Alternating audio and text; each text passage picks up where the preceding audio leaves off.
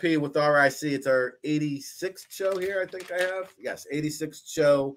A lot of first times, a lot of long times in the chat room. We're here weekdays, Monday through Friday, 10 a.m. to noon Eastern. So buckle up. We appreciate all the love and support, and always love seeing where you're checking in from. Today we got Roswell, New Mexico. I saw New Zealand hanging out in just a minute or so, and hanging out patiently behind the scenes in the virtual green room is the Biz, Chris Bisignano, the Giants insider, one of my favorite people to talk football with. And I'll tell you, there's a lot of Giants shows I do go on, Biz, but you guys have the most rabid fan base every time I come on your show, much like the chat room here. Very passionate, loyal. You guys have been doing it, I think, for over 3 decades. So always an honor and a privilege to have you on the Football Playbook, making your debut, by the way. Happy New Year, yeah. Rick, how you doing, buddy? It's been too long. Rick, it's a pleasure to be on, my paisan, Rick. Hey, Rick, just one quick thing before we kick up to the football talk. That's great news on Damar Hamlin. Rick, I'm 56 years old, buddy. I mean, I've been watching football since the 70s, man. And I've seen guys like yourself feel paralyzed, but I have never seen anything like I saw the other night, man. That was horrifying. And Rick, like everything else, you see the ambulance come out and you say, okay, he's banged up, maybe a serious, but he's gonna be fine, like we used to, right? And then when you hear about the CPR part, when Joe Buck started talking, you just said to yourself, oh my God, this kid's heart stopped, and then you really started sinking in how serious that it was a life and death situation. So to hear that news from Buffalo, it's just great, Rick. I gotta be honest with you, man, because you know what? You just see the nation. Seriously, it was on Monday Night Football. The nation came together. It restores your faith in humanity. It really does, man, when you see what the outpour of support for this young man. And I was in a locker room yesterday with the Giants, Rick, and there was a couple, talking to some guys that play with him in Buffalo or were recruited with him, and all that. And you could just see the emotion in their eyes, bro. This is just a great young man that was loved, that is loved. Mm-hmm. And it's great news that, look, he's not out of the woods yet. We understand that, but it seems to be the progress is kicking in. He's a fighter from what I understand, and he's fighting.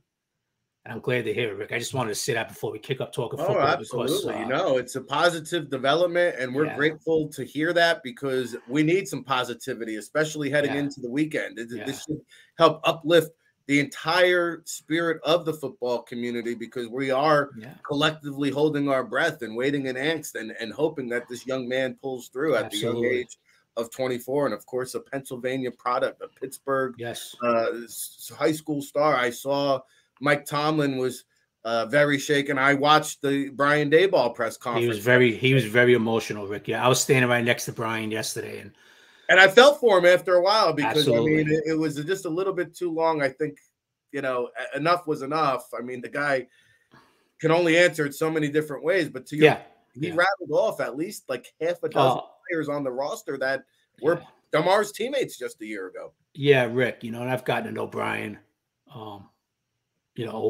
On the, away from the microphone on the side personally a little bit. I'm talking about Daboll. I'm sorry. I've gotten to know Daboll pretty good. And he's very emotional over this, very upset. Like, look, as you expect, the stuff, for people that forget, he was a coach in Buffalo up next year, knows the young man very well, obviously, offensive coordinator, game plan, scheme practice against him every day and all that stuff. And it's very emotional. Joe Shane, very emotional yesterday. But Rick, like you said, the updates seem to be positive, and that's a good sign, bro. Because I gotta be honest with you, man. Monday night, Rick, going to Tuesday morning, I just didn't know where this was gonna go. So that's good news, bro. Yeah, and I just want to ask you one more thing about the Damar Hamlin impact on the Giants because, Coach mentioned, and I just alluded to, at least half a dozen, there might have been more that were teammates of Damar personally. And he said something here. I'm not sure every NFL team did this, but you tell me, you were there. He said that to start practice, he had the medical doctor talk. Yes. He had a psychologist address the team. Mm-hmm. And then they had a priest address the team. Then they did a prayer. Chaplain, and that's how they started practice. Wow, that's an emotional toll. Yeah, that was in the team meeting, Rick, before they before they practiced. It was in the morning, and just if anybody wanted to talk to anybody, and a few guys did. They talked to the team psychologist, Dr. Lene Lawrence, who's done an excellent job with the Giants this season. And look, Nick McLeod, who was up in Buffalo last year, and they released him. The Giants wound up signing him, at the beginning of the season. Very emotional yesterday, bro. At his locker, I was at his locker. We were talking to him, and he's a guy that was choking up, tears. This is, Vic. This wasn't a concussion. This wasn't a broken leg. This wasn't a torn Achilles. This was life and death, bro. Nobody's seen this. I remember Darryl Stingley back, in the 70s, and I think he lost his heartbeat at one time, and they had a paralyzed man. But this is not something you see, and this is the first time these young men have seen this, where they had a teammate that basically flatlined right in front of them, Rick, a few times. And thank God. And Rick, you know what? I just want to point this out before we start. One quick thing, buddy, if you don't mind. The NFL takes a lot of criticism, rightfully so at times. No question. I'm one of the first ones on Twitter that get on Roger Goodell about certain things. But the NFL and the way they prepare for these situations, Rick, they saved this young man's life. Oh, they got it right. They got it right, bro. Because they train for this. They train for the trauma unit. They train if something like this happens. And they saved this young man's life.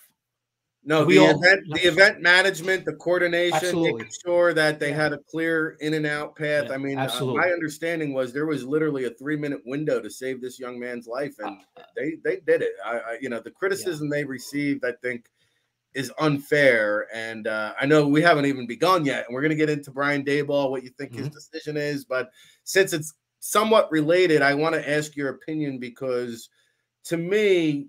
And we're talking to the Biz, Giant Insider, one of the best in the biz as far as I'm concerned. This is just my personal observation. Tell me what you think. And I'm going to tie it into the Giants. Every year, these guys get bigger, faster, stronger. I don't recall a year where we've seen so many scary hits like Tua and Josh Sweat this past week. And Nick Foles, who looked like he might have had a seizure on the field. I know Jeff Saturday was not too happy about the one Kayvon Thibodeau's snow angel dance and then doubling down on the sideline with the nighty-night thing. But, we're getting to a point where, maybe we should reconsider when we hit somebody. Maybe we shouldn't be celebrating and dancing over them. Maybe we're getting to a point where, you know what? Let's make sure we're okay. Yeah, look. Kayvon, it was not a good look. I understand that. Kayvon was doing the snow angels, and Nick was down.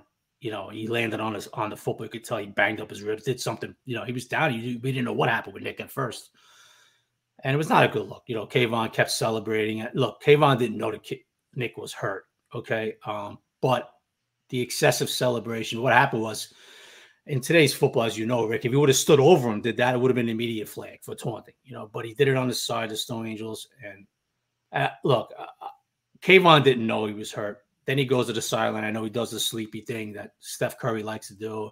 It was even worse of a look. And then he comes out yesterday, Kayvon basically said, well, what do you want from me? I'm not going to look. So I personally, Kayvon, I would change it up. I'm pretty sure Daboll won't tell the media, but I'm pretty sure Brian got him on the side and says, hey, Kayvon, listen, this is the way we do it in this league and all that. And I understand Jeff Saturday's frustration, all the way. He sees his quarterback down, a guy's doing an excessive celebration. And to Jeff, that's like, are you guys kidding me? And he even made a comment, Jeff, about why my offensive lineman didn't jump in there is beyond me. He actually wanted his offensive lineman jump in. I don't disagree. And I got to be honest with you, Rick. If it was the other way around, I would want my offensive line. I would want Nick. I'm pretty sure Nick Gates would have jumped in there and started throwing some haymakers and Feliciano. I know Nick pretty well, and I know the way Nick's mentality is. So look, Kayvon. All I could say, Rick, and I'm not going to defend his actions, okay? But I could say he didn't know Nick was hurt at first. But then he goes to the sidelines, and he did know Nick was hurt. He did that sleeping thing. He was wrong, in my opinion.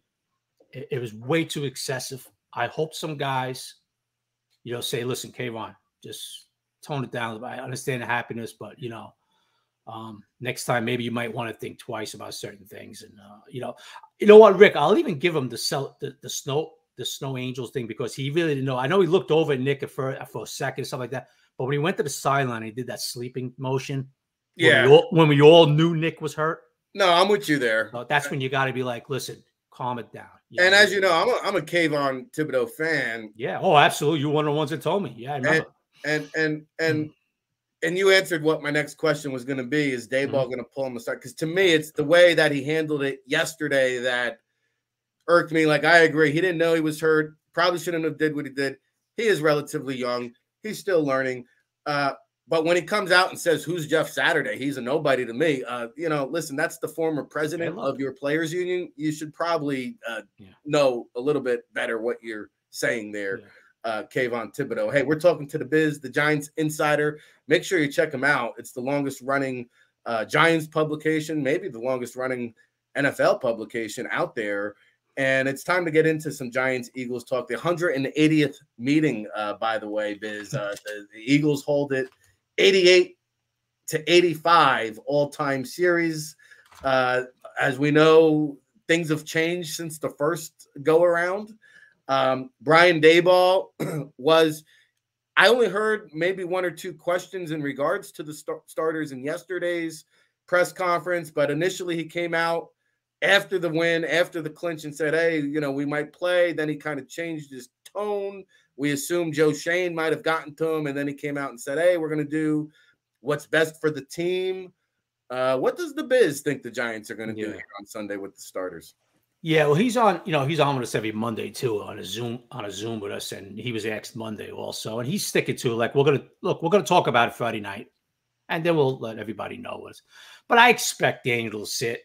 I definitely expect Saquon to sit. Look, I know it's been brought up this week, Rick, about in 2007, Coughlin went. Guys, this New England was 15-0 at the time, shooting for history.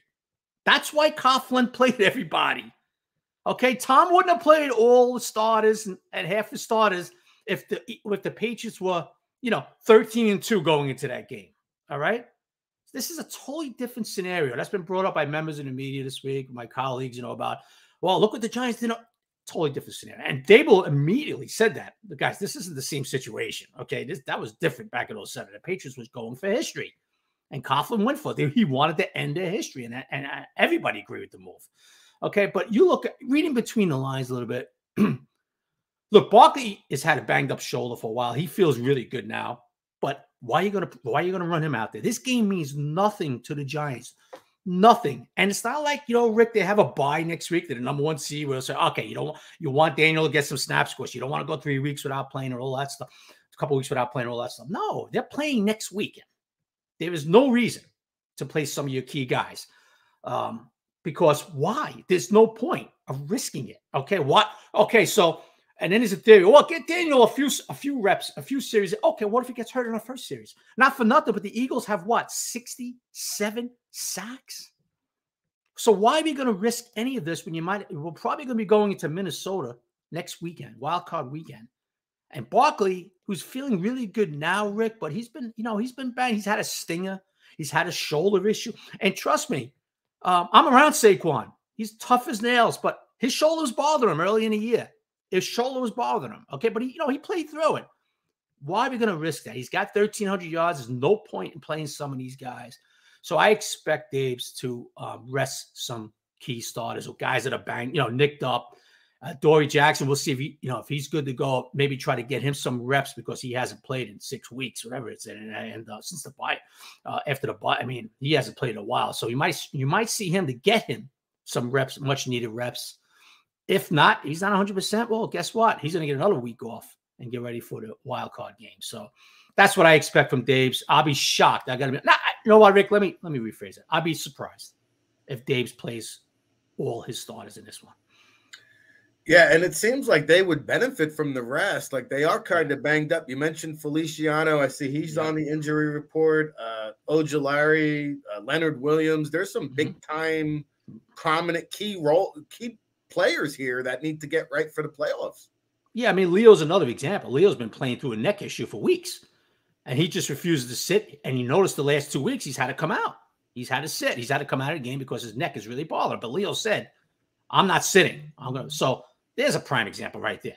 You know, you have to sit Leonard Williams. There's no reason to play him. Okay, Dexter Lawrence, we'll see what they do with him. You know, now you can't sit all 22 starters. You only dress 46. Some have to play, so you're going to see starters. But the key guys like that, especially guys dealing with some nagging injuries, no way do I expect to see them Sunday afternoon. Talking to the Biz, the Giant Insider here on the Football Playbook. Talk to me, for us that aren't familiar, Biz, with this front office structure and the dynamic. Obviously, Joe Schoen and Brian Daboll both coming over from Buffalo. Yeah. How is this decision-making process, and how are they working in tandem here? Like, to me, Daboll comes across as a coach that would be like more of the Coughlin mold. Like, hey, I'm a competitive guy. I want to play to win. We got our ass handed to us 48-22. I want to show them what's up. But then we had Paul Dottino on yesterday who said Daboll is a guy that believes in the data, believes in the analytics, leans on his medical team. So it sounds like a collective effort, but at the end of the day, who's ultimately making the decision? Yeah, well, Joe and Daboll work hand in hand, man. They have a very good working relationship. And you know what, Rick? I'm sure Sunday night, you know, when he's in deep down inside, I know Daboll. He's fuming that they got their butts kicked by the Eagles last game. And I'm sure his initial reaction was that, well, I'm playing everybody because I want to knock these guys out of the first seed. You know what I mean? Out of the first seed. Maybe they could lose the division, right? I mean, the Giants beat them, and the Dallas plays the Sam Howell Washington teams, and you know. So, but then you relax, and then you settle down, and you say, okay, well, you know, the medical people telling me this. Hey, coach, sit this guy, you know, this and that. He takes everything in. Joe Schoen and him sit down. You know what, Rick? Joe Schoen and him have such a great working relationship that if Daboll could say that, Joe will say one thing, they'll work it out. Unlike last year with Gettleman and Judge, they weren't even speaking to each other at the end of the year. That's how bad it was in the building, you know. So initial reaction from Daboll, I'm sure, was, no, we're playing everybody. I want to knock these guys out of the bit. And then when it settles down, the dust settles, and then you say, okay, you know what? Maybe it's better we don't play this guy, that guy, Daniel, and all that stuff. So I'm sure that's what's happened. Daboll's not stubborn. He's a very smart dude, bro. He's not the type of guy, Rick, to sit there and go, okay, you got 14 people telling me this. Hey, it's my way or the highway, which Coughlin was at times. You know, it's my way or the highway. Absolutely, yeah. That's the way it's going to be. No, Daboll's a very, very smart dude, bro. He gets it, Brian. And that's why I'm sure when the dust settled and everybody started talking, they had their meetings and, okay, we should do this. We think about this, Dave's and all that. Yeah, you're right. All that type of talk. It's remarkable the job they've done in just not even a year. Incredible. And they were in salary cap hell with Gettleman. The culture was atrocious with Joe Judge. And they're trotting out Richie James out there and, Hodgins and making plays with guys that the casual fan has never even heard of. So let me ask you this. We debated here a lot in the chat room. Should it be Ric Serritella for Coach of the Year? Should it be Brian Daboll? Somebody actually made a good point today in the chat room. Should Zach Taylor and Sean McDermott be considered as co-coach of the year for the way they've handled the Damar Hamlin situation? How do you see the NFL Coach of the Year? You could go a lot of different directions with it. Yeah, look, I have a ton of respect for Ric Serritella. And this is coming from a guy at the beginning of last year said, oh, this guy's where the hell did they find this guy from? Indianapolis, and then, when he started figuring it out with Jalen last year and he started evolving his offense around Jalen, and he said, you know what? We got to run the ball and all that stuff and use Jalen to what he does best. The Eagles turned it around and they made the playoffs. And so why I wouldn't give it to Ric Serritella, and now Eagles fans, trust me, I'm very objective, right? Rick will tell you. Rick knows me pretty good. I just don't sit here and say, well, everything's Giants. Everything's great. Rick knows me. I rip Giants apart when I have to rip them apart. But why I wouldn't give it to Ric is because they were in the playoffs last year. They were 9-8. Okay. What Brian Daboll has done, and Mike Kafka and Wink Martindale, what he has done with this roster, Rick, they have no right, zero right being in the playoffs, more or less. And it's not like they have to win Sunday and they're going to finish 8-9 or 9-8, get that 7th seed and hope other teams. It's already done. They've already sealed the number 6 seed. With this roster, you're talking about, like you just said, Richie James's, Isaiah Hodgins. Amazing, yeah.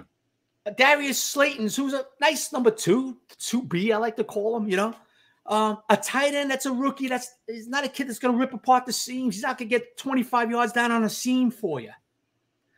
A red zone offense that's been pathetic the last 3-4 years. They're now number 8 or 7 in the league with this type of personnel. What Brian Daboll has done, the way he has installed confidence in his locker room to get this team 9-6-1, Rick, I'm sorry. To me, Brian Daboll has to win Coach of the Year. And I have a ton of respect for Sirianni, man. Ton of them. I think Nick Sirianni's a hell of a football coach, bro. I really do. I love the way he handles losses. I look at his presses after losses.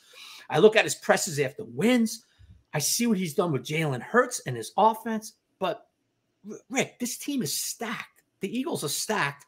And I'm not saying a stacked team, every stacked team in the NFL wins 12 games. No, if you have a banana coaches, guess that stacked team is still going to win. And I think the Eagles saw that years ago when they had their dream team, and it was a very disappointing year. But Sirianni is a heck of a coach, but they were in the playoffs last year. They were 9-8. So what Brian Daboll's had to work with, which is a bunch of number 3 receivers, an offensive line is not a very good pass pro line at all. And what he's done with Daniel Jones, itself, Rick. What he's done with Daniel, okay? I'm sorry, I got to give it to Daboll. No, it's valid points. And you mentioned Jalen Hurts. He's done some stuff with Jalen Smith. I mean, takes that guy out off the scrap heap. He's making plays all over the place. Mm-hmm. Unbelievable. How do you see this matchup? Vegas has it as a 2-touchdown favorite for Philadelphia. How do you handicap this game, Chris? Yeah, I see it the same way. Look, the Eagles smoked them weeks ago when everybody was, when the Giants were playing all their starters. It was a mismatch on the field. Okay, the Eagles just showed how much better they are than the Giants. Now, I'm not saying it would be the same result if the Giants were going with their all their starters. If they, who knows, they still might. But I'm just saying. But look, the Eagles need this game, right? They're 13-3. They've lost 2 in a row. They're getting their MVP candidate back. They want to feel good going to the playoffs. They want to get the number 1. Look, everybody wants to get the number 1 seed, Rick. You want that week off. And the Eagles are not going to blow this opportunity at home. So I see, basically like the Eagles winning by a couple of touchdowns, maybe more again. There's no way they're going to drop this, opportunity to get the number 1 seed. And I'm just talking, even if Daniel was playing all out, I expect the Eagles to go out there, whip them up pretty good. And look, the Eagles they've lost 2 in a row. I get it was Minshew. Last week that was a surprise to me, Rick. The Saints went in there, come out of there. Lattimore ends it up at the end of he finishes it up at the end of the game with the pick 6. And, and they give up a ton of sacks, and Lane Johnson doesn't play and the offensive line doesn't look the same. Cameron Jordan is having his way up front all game. But it was an issue. Yeah, it was definitely an issue. And that's something they're going to have to keep it on. And how, as far as Eagles fans and Eagles organization, they better hope Lane is pretty healthy. I know he's not going to be healthy, but he plays pretty well because if he can't go, if he gets injured, he can't go. That's a different offensive line when Lane is out. You saw that last Sunday. No, it's a big loss. And there's a very good chance he might not be back for the playoffs. Yeah, it's a serious injury, man. He's a tough dude, Lane. He's a tough dude, so he's going to give it a go. You know that. But I expect the Eagles to get out of there with another, with a 38-17 game type win and wrap up the number 1 seed for themselves, And you know what? And you know what, Rick? Look, just not to jump too far ahead, but the way it's looking right now, the Giants are going to be heading to mini, okay? And how do you feel about that? I fully expect them to win this game. I mean, Rick, they gave them the game last time. Yeah, I agree. Okay, they gave them that game, and that was without Adoree and Zay McKinney. All right. And I expect them to go in Minnesota and knock them off. And you might be seeing the Giants and Eagles in a couple weeks in a divisional playoff game. So. No, you might be right, because the way the new playoff configuration is, the Eagles would play the lowest seeded team remaining, which could very well be. Well, yeah, that could be very well be the Giants. You know, of course, the Packers, if they get in at the 7th seed, of a very dangerous team with Aaron Rodgers too. But yeah, that's the way it could shape up. No question about it. Yeah, I want to ask you about that, but let me get your perspective on it. You got time to hang another 5-10 minutes? For my paisan, you got it, brother. Absolutely. Whatever you need, brother. We'll exchange meatball recipes at the end. Daniel Jones, I saw the other day, like there was a report out there, Brian Daboll, he was putting him through like mental games and training camp to kind of gauge where his head was at and see if he was going to be the right quarterback of the future. And we all know they did not opt to pick up that 5th-year option, but we've gone through the season. Here we are. Everybody's kind of looking themselves in the mirror. I'm on the outside looking in here. It seems like it's still the best case scenario for quarterback and team. Will Daniel Jones be the quarterback of Big Blue next year, do you think? Without question, Rick. Without question. You're gonna see a 3 or 4 year deal this offseason. Daboll really look, they went into this season. I could tell you some stuff, Rick. You know, when Joe and Brian Daboll interviewed with John Mara, of course John mentioned, what do you think about my guy? You know, and they said, you know, we like him. We like him, you know.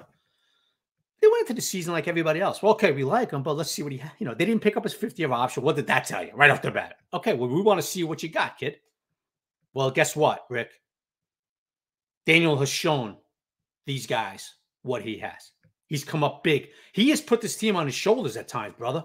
And I asked Daboll about that after the last game in Indy, where he runs for 91 yards.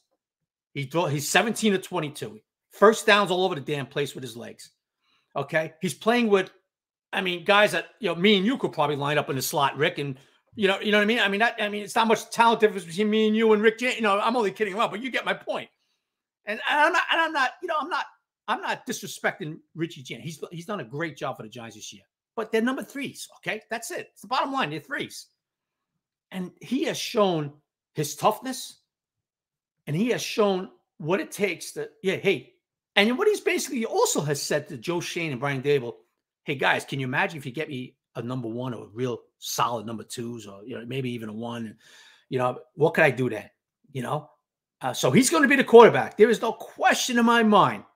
I know Daboll has grown an immense respect for this guy over the course of the season, Rick. You know, and you talk about that thing. Just a quick story. I think you started mentioning in training camp where you wanted to see what Daniel was made of. Where he was telling Wink the plays in training camp, what was coming. And there was so many times, Rick, where I saw Daniel in training camp. I'm like, man, what the hell's Daniel doing? You know? And there was a few times I said, man, that corner. I remember Darnay Holmes was. I was like, man, that corner jumped that route. Look, I swear, Rick, I swear on my kids, there was a few times, man, look like Darnay knew that play was. And then somebody whispered I'm not going to mention who it was, but somebody very close to the situation whispered in my ear and said, yo, Biz, what? Guess what? What? Wink knows the plays.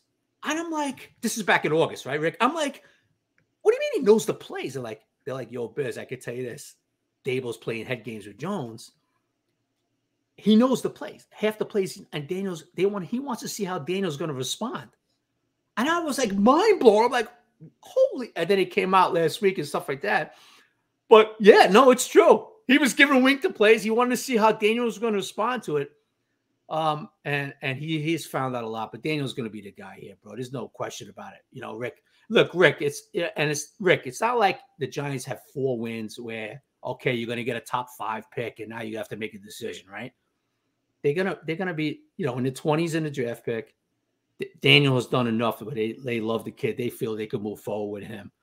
Quarterbacks don't grow on trees. I try to tell Giant fans this all the time, Rick. Okay, there's so many Giant fans still. No, we don't want Daniel. We don't want Daniel. Daniel's not a guy. Okay, so who are you replacing him with? You know? But it's fascinating stuff right there. Yeah, Daniel's going to be the guy. Go ahead. Yeah, I got to ask you then, because I heard they want to try to keep the quote-unquote core together, which is what? Daniel, Sterling Shepard, who's, Saquon, I think, under contract, and then Saquon, who can they afford to keep Jones and Barkley. How do they manage that?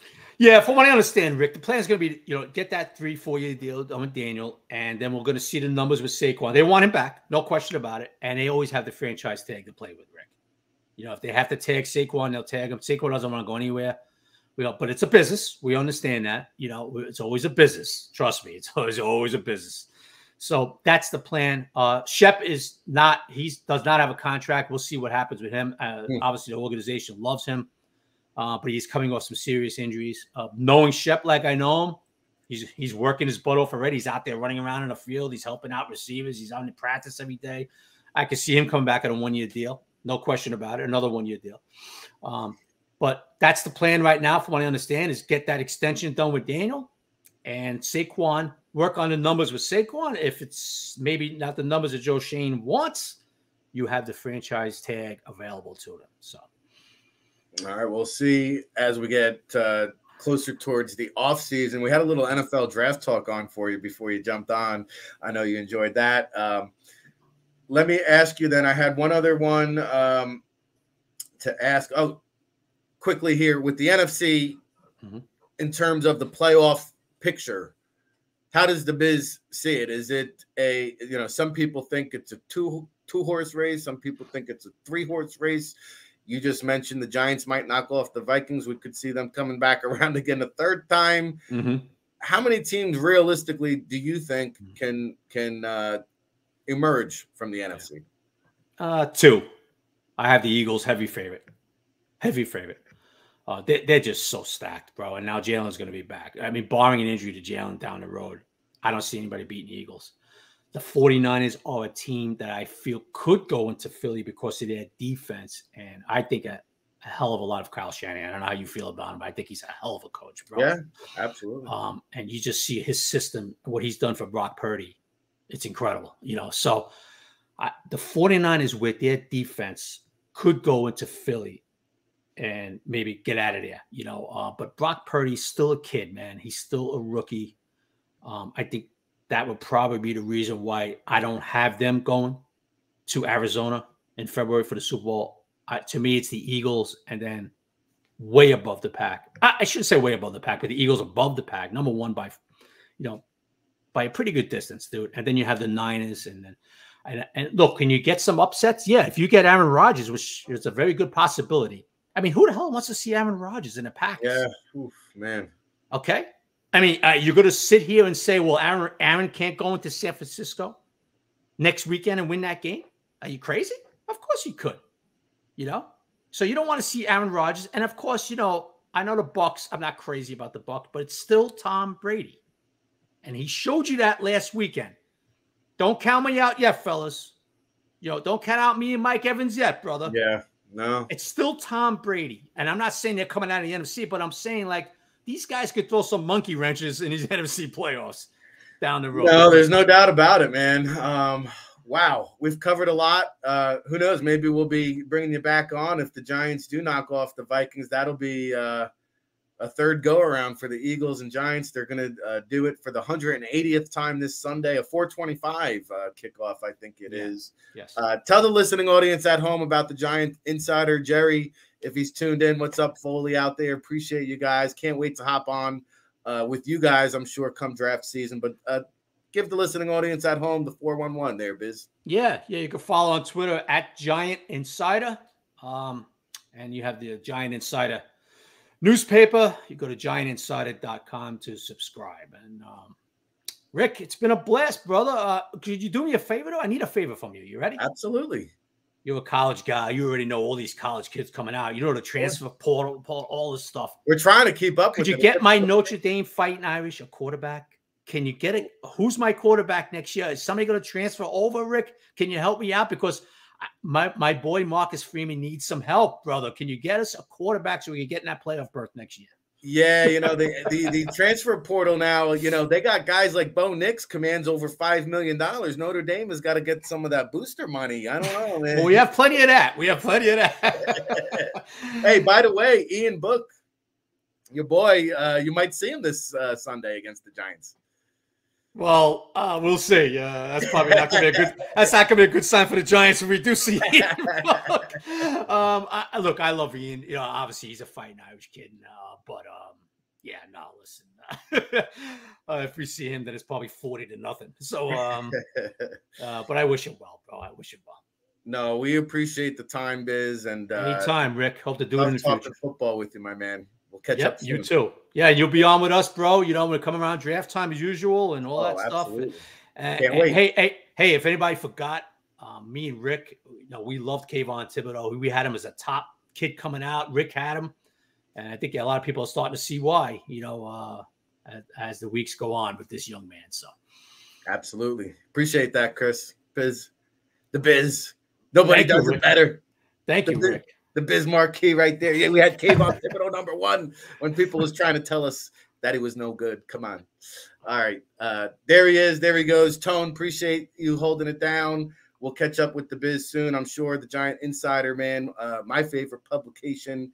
And, hey, appreciate all the love in the chat room. Philly D, Matthew Peters, Paul Mancini, Niners all damn day is invading the chat room. We got everybody across the globe. I saw New Zealand checking in, New Mexico, where you at, the front, the back.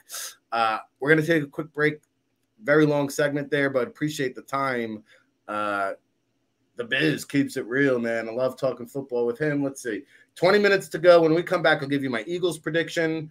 I was going to pull up the Pro Football Hall of Fame finalists and pick his brain on that. We'll go through that, maybe get some comments there. Hey, smash the like button. Let us know where you're checking in from. We're going to take a quick commercial break, pay some bills.